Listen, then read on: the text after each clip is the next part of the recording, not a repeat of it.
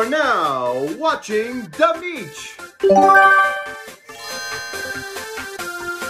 About 4 years ago, I did a review of the Nintendo Mini Classics handhelds. What these are mini Game Boy shaped keychains that have a Game & Watch game built in, with some original titles like Yu-Gi-Oh! And the Smurfs thrown into the mix. These were produced from 1998 to as recent as 2014, and when they released, that was the most you could do with a handheld that could fit on your keychain.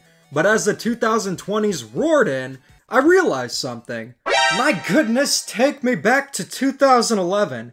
But keep the technology we have nowadays there, because we now have the technology to make actual Game Boys the size of Mini Classics, and I thought it would be amazing to have the world's smallest Game Boy, something that could play Game Boy games, but the size and shape of a Nintendo Mini Classic. Lo and behold, 3 years later, my wishes were granted. This is the Anbernic RG Nano, better known as the Game Boy Micro. It may be small, but this seriously small Game Boy can pack way more of a punch than you ever could imagine. It can play a lot, but the question is, would you want to play on something this small? In this episode of Gator Garage, we'll be reviewing and showcasing the Anbernic RG Nano. We'll be looking at the design, the UI, and just what this tiny tank can play. And by the end of the video, the question of, is gaming for ants for me too? Will be answered. The Anbernic RG Nano was released back in June of 2023. It claims to be an ultra-portable system that's capable of gaming not just up to Game Boy, not just up to Game Boy Advance, but PlayStation 1, meaning it is quite literally an entire handheld system around the same size as a PlayStation 1 memory card.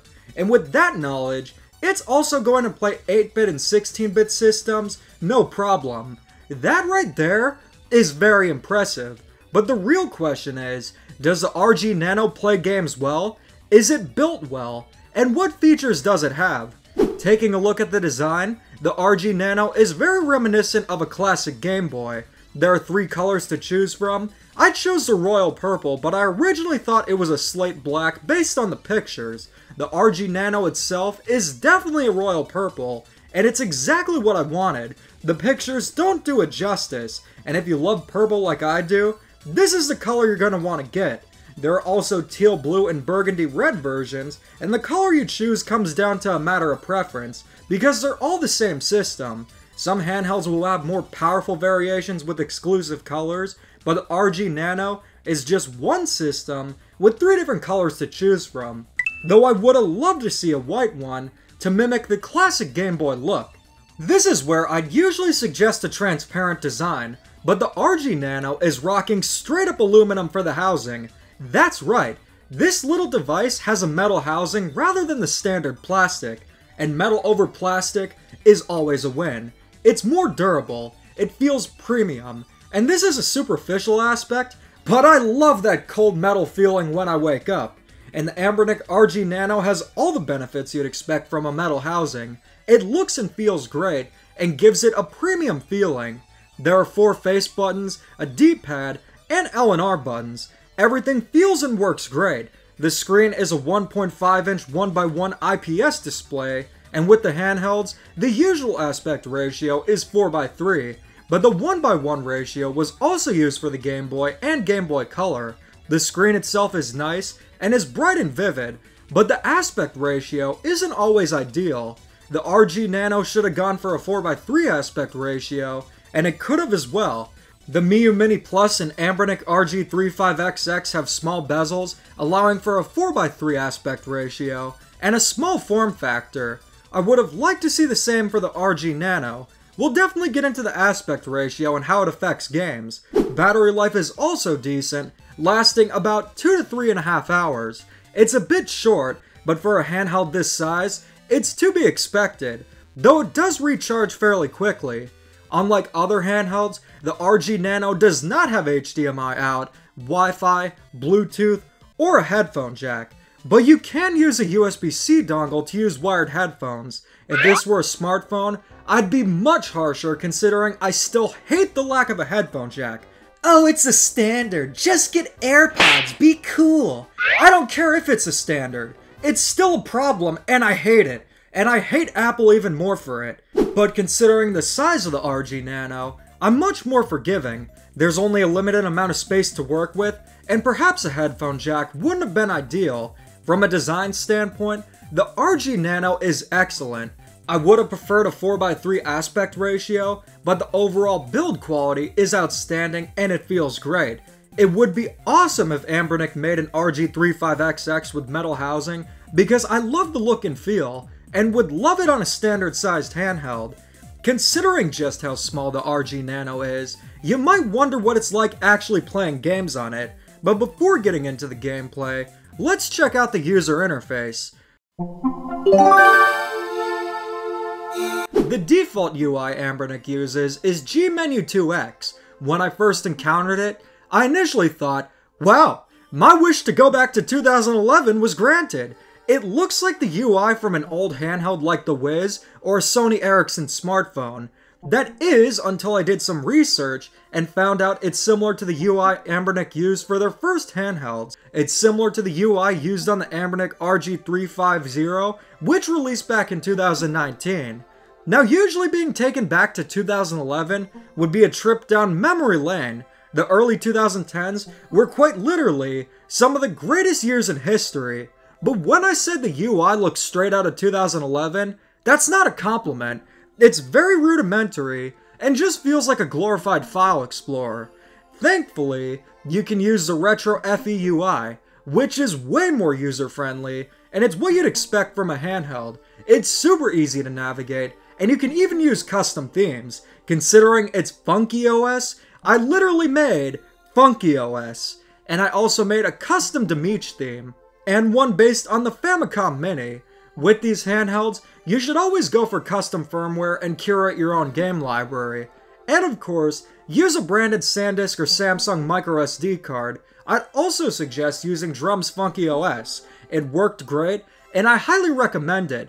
It optimizes games better to be at 60 frames per second rather than 50 on the default. Now, this overall review applies to using the default firmware as well, because 50 frames per second is still fine, but I always go for the best firmware. It's pretty easy to set up custom firmware.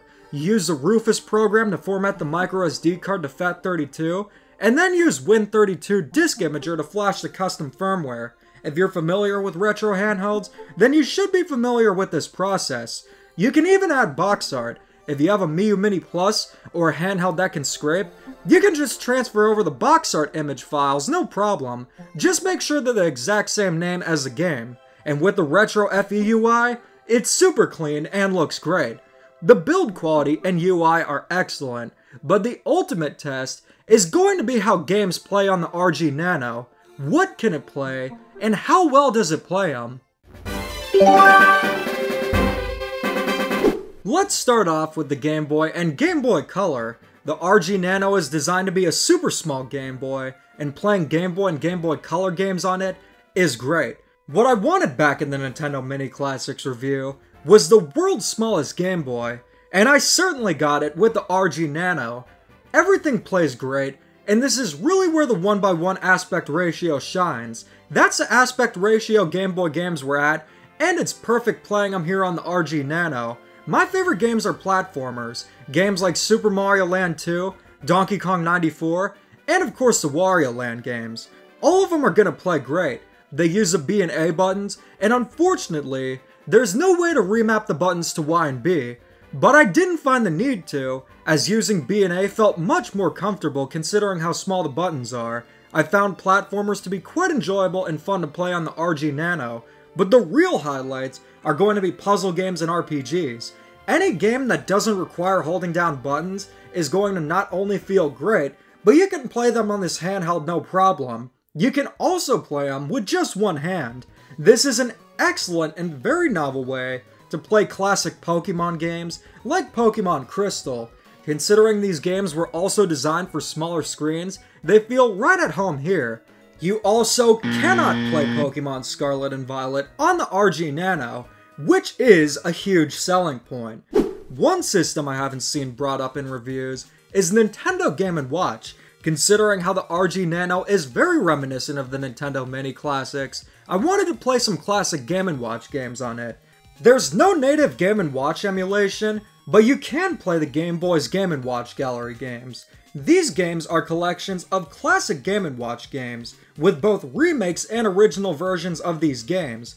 Game & Watch Gallery 2 has Parachute, which made me feel right at home with my beloved Parachute Nintendo Mini classic, and Game & Watch Gallery 3 has Donkey Kong Jr., which is perhaps the most iconic Game & Watch game outside of Ball. It's amazing to have these classic Game & Watch games playable on just one system. Believe it or not, despite the Game & Watch games being well over 4 decades old, they're still so much fun to play. Nintendo has always known how to make the most out of limited technology, and Game & Watch games are still perfect to play on the go. I'd love to see a Game & Watch Gallery 5 on the Switch. Many would get an RG Nano to play Pokemon Crystal or Metroid 2, but I'm just a Game & Watch Gallery man. That's just who I am. The only criticism I have is that you can't change the color palette of Game Boy games. It's your default Game Boy Pocket black and white. Not a deal breaker, but it would be nice to have an option for color. But if you want color, you're gonna want to go with the Sega Game Gear. Game Gear games also play and look great. Those games were also made to accommodate for a smaller screen, and they play and look great on the RG Nano. It's funny because even this ant-sized handheld is a more ideal way to play Game Gear games than on an actual Game Gear. Not only do they play well, but the RG Nano actually works and doesn't reek of fish. The most ideal games to play on the RG Nano are handheld games. Even obscure stuff like Neo Geo Pocket games and Lynx games work perfectly. The only exception is Game Boy Advance. Game Boy Advance games will run just fine, but I found them too small to look at. You do have the option to stretch the image or crop it, but if you crop it, you're losing a lot considering that Game Boy Advance games are widescreen. And personally, I just can't stand the way stretched games look. The Game Boy Advance is the only system on the RG Nano that has a widescreen aspect ratio, but most consoles have a 4:3 aspect ratio, so let's see how console games play on it. NES games are very similar to Game Boy games in terms of comfort playing them. They only use A and B, and many of them are more simplistic. The only difference is that NES games were not designed for a small screen, so they definitely can look a bit small, but they're definitely playable and are fun to play on the RG Nano. Games that use either just 2 buttons or don't require holding buttons will feel comfortable to play on the RG Nano, but then we get into games that are more advanced. Super Nintendo games run flawlessly, but this is where things start to feel cramped. When you're playing a Super Mario game, or Donkey Kong Country in this case, your thumbs don't have enough space between each other, and it's not an ideal experience. Same goes for a lot of other platformers, and many Super Nintendo games out there. However, with RPGs, puzzle games, or anything that requires limited button input, those will be a more ideal experience. But overall, I didn't find a lot of Super Nintendo games to be enjoyable. Sega Genesis games definitely fare a bit better. Sonic 3 and Knuckles was a blast to play. The controller layout has 3 face buttons, so games aren't going to feel as cramped like Super Nintendo games do. But the aspect ratio isn't as pixel perfect as it is for NES and SNES. It still looks good for Genesis, but the screen size isn't ideal for some games.